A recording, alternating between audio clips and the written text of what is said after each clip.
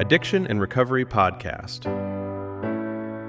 Understanding the terms that shape recovery. Welcome to our podcast segment where we explore important topics related to addiction, recovery, and behavioral health.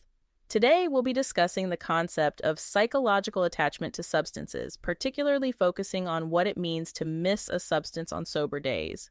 Before we dive in, please remember that today's discussion is for educational purposes only and is not intended as medical, psychological, or professional advice. Many people have experienced moments when they find themselves thinking about a substance they used in the past, even on days when they are not using it. This feeling can indicate a psychological attachment reflecting a desire for the effects that substance once provided. It's important to recognize that this experience does not necessarily mean a person is physically dependent on that substance, which would involve withdrawal symptoms and physiological adaptation. Psychological attachment refers to the thoughts or cravings for a substance that occur even when it's not being physically consumed. This is distinct from a physical need for continued use. It's a complex interplay of memory and desire where the mind recalls the feelings associated with the substance, such as relaxation or relief from stress. However, there are some common misunderstandings around this topic. For instance, many people believe that simply missing a substance automatically means they are addicted. While craving can be a component of addiction, it is not the sole indicator.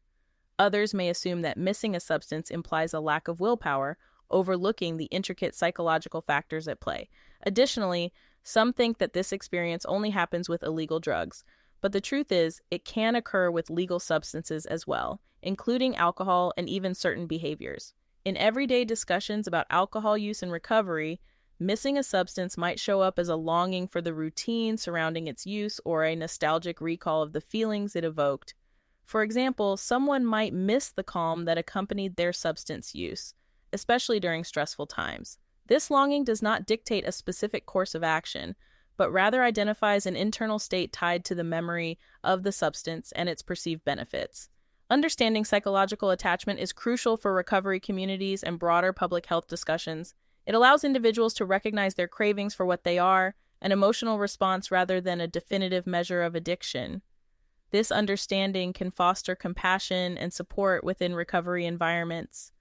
For those exploring careers in substance use disorder counseling or behavioral health, grasping concepts like psychological attachment can be beneficial.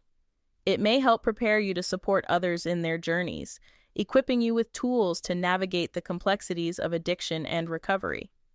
As we conclude, it's worth noting that topics like this are often explored in addiction counseling education. Programs such as those offered at InterCoast colleges include discussions about behavioral health and recovery support. If you'd like to learn more about education pathways in this field, you can visit intercoast.edu. Thank you for joining us today in this important conversation.